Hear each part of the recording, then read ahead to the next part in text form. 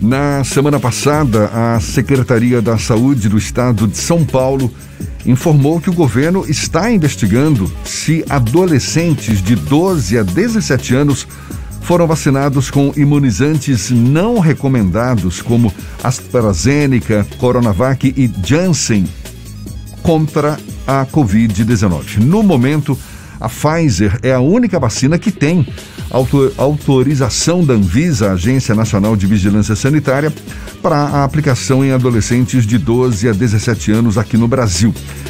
O ministro da Saúde, Marcelo Queiroga, durante a entrevista coletiva, exibiu um gráfico mostrando que foram aplicadas mais de 26 mil doses de vacinas que não foram autorizadas para adolescentes no Brasil.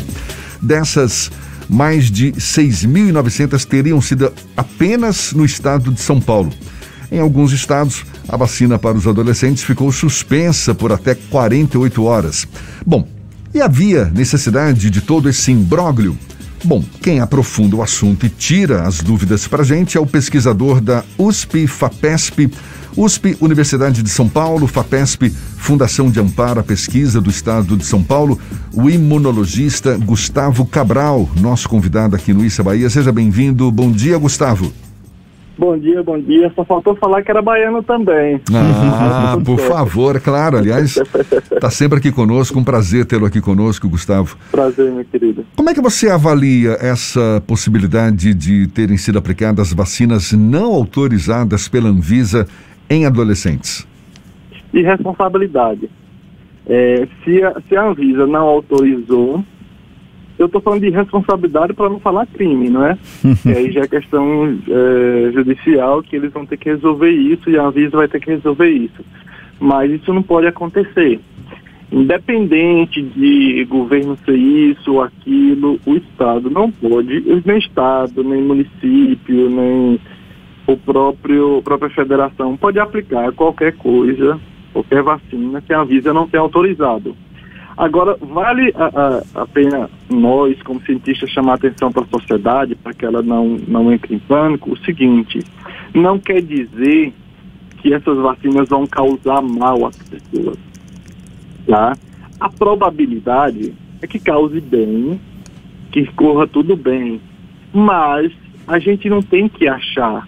Nós, cientistas, não vivemos de achismo, a gente vive de dados, a gente vive de experimentação para saber o que acontece, aí obtemos os melhores dados, analisa e libera ou não. Um exemplo clássico, meu querido, a Coronavac, por exemplo, é uma das técnicas mais utilizadas na história da vacinação humana. O que acontece? Solicitaram a liberação para adolescentes e a Anvisa não liberou. Isso quer dizer que vai causar algum mal? Não, a gente tem uma certa segurança que cause bem.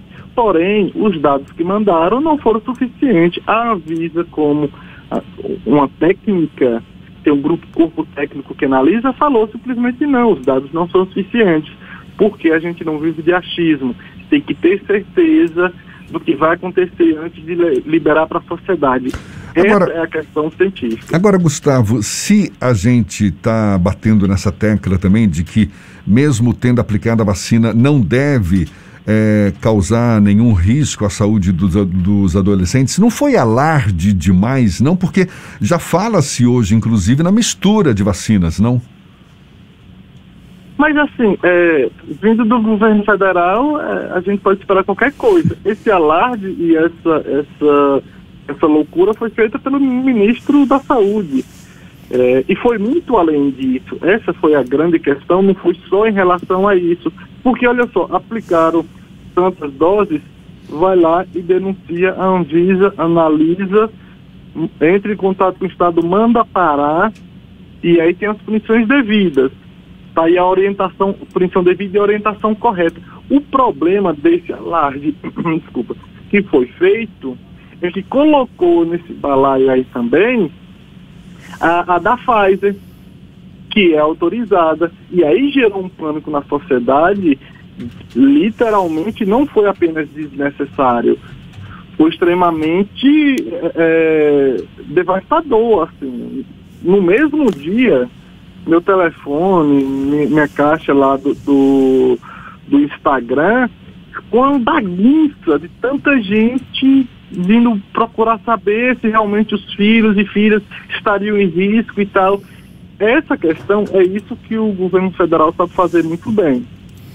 Essa questão da intercambiabilidade de vacinas, inclusive, agora tem sido sugerida para a aplicação da chamada dose de reforço em idosos acima de 70 anos inicialmente. O governo federal, em alguns momentos, apresentou uma resistência muito grande nesse processo e muito recentemente até no estado de São Paulo, com a falta de doses de um imunizante, o governo acabou aplicando a segunda dose de outro imunizante. Esse conflito de informações e até mesmo alguma disputa política, ela atrapalha o processo de imunização aqui no Brasil, Gustavo? Olha só, não é alguma não, é muita disputa política e atrapalha muito. Principalmente assim, governos do Rio, São Paulo, com o governo federal, atrapalha muito. O que é que acontece? Vamos lá para a intercambiabilidade. Eu acho isso engraçado quando tem essa postura do governo federal, porque a gente precisa entender, olha, sabe por que a gente obteve dados suficientes de que a intercambiabilidade, ou seja, vamos misturar vacinas, deu certo, principalmente a de Oxford com a da Pfizer, pelo seguinte, em outros países, diversos países, Alemanha, Dinamarca, França, Itália, enfim, diversos países, vocês lembram que pararam a vacinação com a vacina de Oxford, AstraZeneca, por possível associação com trombose. Isso. Vocês lembram que pararam? Foi. Então, foi analisar, só que já tinha muita gente vacinada. Centenas de milhares de pessoas vacinadas. E foi que eles propuseram fazer um trabalho de intercambiar, ou seja, aplicar a segunda dose da Pfizer. E, claro, teve todo o acompanhamento. Daí voltou a vacinação, viu que a vacina de Oxford não causava problema, voltou a vacinação com a vacina de Oxford também. Só que já tinha aplicado também muita gente quando a Pfizer, a segunda dose. Aí eles fizeram análise de centenas de milhares de pessoas e olha, é segura e é eficiente. Aqui no Brasil também aconteceu, só que aqui no Brasil aconteceu por irresponsabilidade do governo federal. Aí a gente dá o selo de qualidade Pazuello, ou da falta dela. Vocês lembram também que eles liberaram a vacinação para grávidas com a vacina da AstraZeneca? Foi. Que não era previsto em bula. Por quê? Se a gente for buscar nas vacinas que são obrigadas e que são proibidas para aplicar em grávidas, as que são obrigadas, elas usam a mesma tecnologia da Coronavac. As que são proibidas usam o vírus, como a gente fala, atenuado, enfraquecido, mas é o vírus, entre aspas, vivo. Então, tendo essa noção básica, jamais poderia pedir para aplicar o vírus, a vacina de Oxford, porque utiliza o vírus vivo, mesmo que seja enfraquecido e tal. Então, assim, eles não utilizam essa parte técnica, aí a gente caiu em cima, que estava errado, aí teve a segunda dose com a intercambiar com a da Pfizer. Então, nós já temos muitos dados, mesmo que aqui no Brasil tenha sido por irresponsabilidade e no mundo pela necessidade, nós já temos muitos dados que a gente pode intercambiar vacina, principalmente a vacina de Oxford e a vacina da Pfizer. Nós temos muitos dados, a Anvisa já tem muitos dados em mãos, artigos publicados de excelência, então a gente tem segurança porque a gente já conhece o que pode acontecer. Na semana passada houve todo esse imbróglio e esse bate-cabeças causado pelo ministro da Saúde, Marcelo Queiroga, com relação à vacinação de adolescentes, que aqui no Brasil, por enquanto, só está autorizado o uso da vacina da Pfizer. Essa vacina, ela tem uma quantidade até restrita do número de doses a chegar. E um dos representantes do governo de São Paulo, João Gabardo, até sugeriu que a hipótese é: não teremos vacinas em quantidade suficiente para vacinar adolescentes de 12 a 17 anos com doses da Pfizer, razão pela qual o Ministério acabou adotando essa postura. Esse tipo de crítica, ela tem relevância nesse processo, já que a possibilidade de não ter vacina específica aprovada para esse segmento social pode ter impacto no processo de vacinação como um todo, Gustavo? Totalmente. Essa é a questão. É a forma que a gente chega na sociedade, a forma que a gente orienta em cima do que nós temos. Olha só, um dia antes, o ministro, falou nós temos vacinas em excesso, lembra? Sim. No dia seguinte, ele fala para não vacinar porque desconfiava da segurança e tal. Essa forma de comunicação é totalmente equivocada. A gente não pode nem falar que tem excesso de vacinas porque não é verdade. A gente realmente tem limitações de vacinas, por exemplo, para incluir esses grupos, porque a gente tem que seguir as orientações que a bula da vacina oferece, mas ao mesmo tempo não pode no dia seguinte falar que, olha só, ele sabe que não tem vacina o suficiente, vai e bota em xeque a eficácia e a segurança da vacina. Sabe, são dois extremos que não podem acontecer. Porque no momento que a gente está combatendo a pandemia, a gente precisa ser realista para a sociedade. Olha, enquanto nesse momento levar a vacinação para adolescentes, claro que tem sua importância, claro que tem. Mas assim, a gente precisa levar em consideração os grupos prioritários. Assim que for sobrando e obtendo vacinas, a gente vai estendendo para os adolescentes. Mas até então a gente precisa ter os grupos mais velhos, prioritários e tal. Porque não pode acontecer de um estado ter 50% de vacinados de imunização completa, né, com 2 doses, e outro ter 30%. De estados ter vacinado adolescentes de 12, 13, 14 anos e outro está em 25 anos. Isso não pode acontecer, porque o que nos faz de excelente na vacinação é porque nós seguimos o Programa Nacional de Imunização, o PNI, que busca basicamente a equidade, a igualdade. Porque no momento desse, ou todos estão juntos, ou todos vão sofrer. Então, assim, a questão é falta de ações técnicas, falta de ação objetiva, falta de honestidade com a população. E por isso a gente perde a sociedade. Porque quando a gente gera todo esse desconforto, toda essa desinformação, a gente perde a sociedade. E, embora a gente saiba que a vacina é a melhor arma para controlar qualquer doença infecto-contagiosa e prevenir, sem ação social de buscar vacinação, inclusive no meio de uma pandemia, de ainda manter o controle, a gente não vai controlar a pandemia. Então, assim, a gente precisa ser estratégico, técnico, honesto e saber dialogar com a sociedade.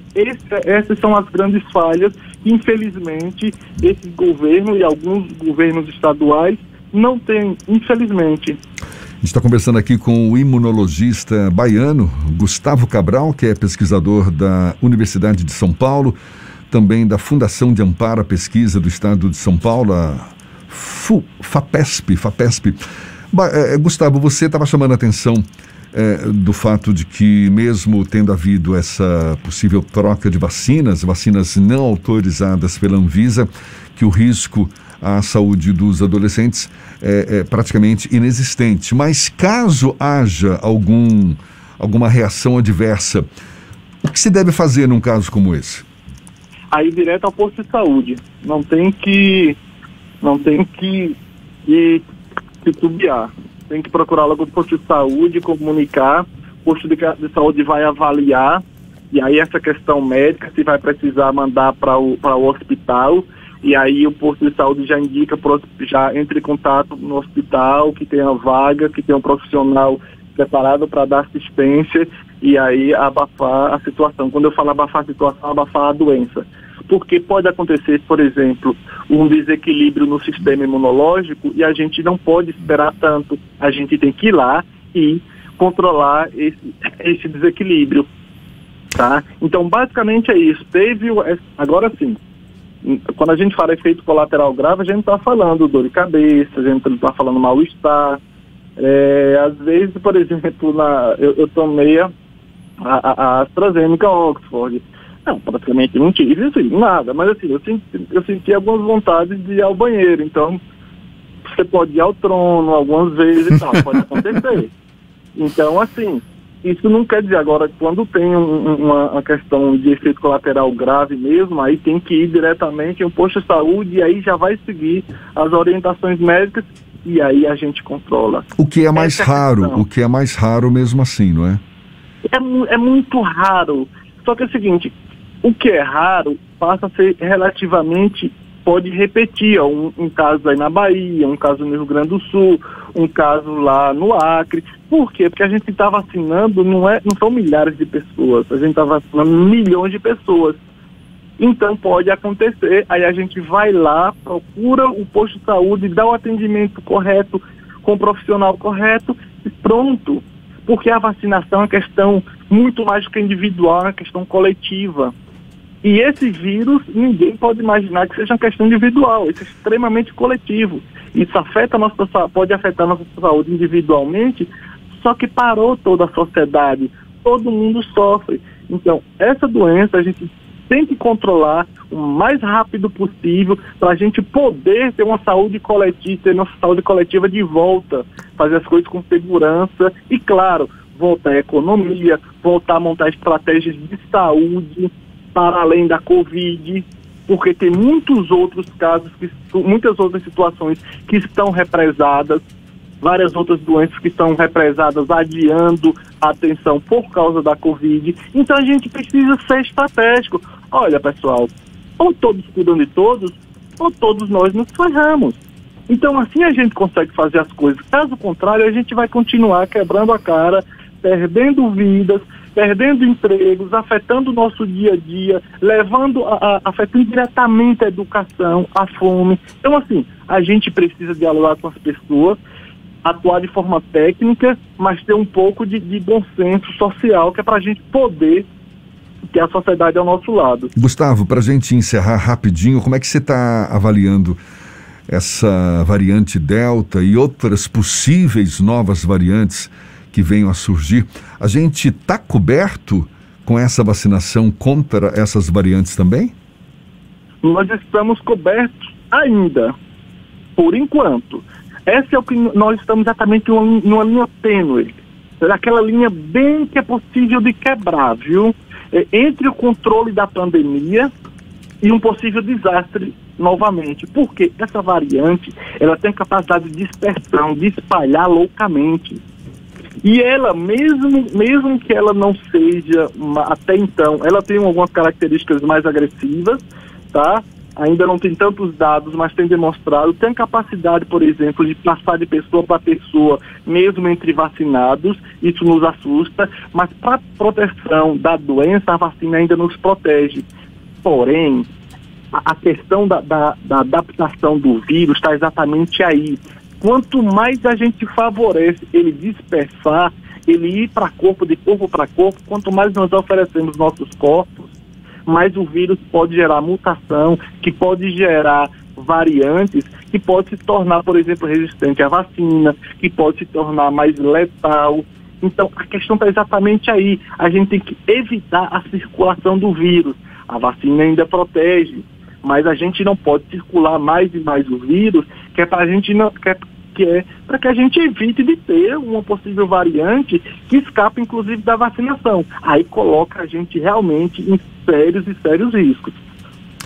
Tá certo, Gustavo Cabral, imunologista, pesquisador da USP e FAPESP e baiano, aqui conosco. Baiano, lá do sertão da Bahia. Maravilha, sempre um prazer falar com você, seja sempre bem-vindo, bom dia e até uma próxima, Gustavo. Bom dia, meus queridos. Até a próxima e bom dia a todos e a todas aí. Até breve. Força aí pra gente passar por essa pandemia e acabar logo com ela. Maravilha, é o que a gente torce. Tá certo, agora são 7h45 na Tarde FM.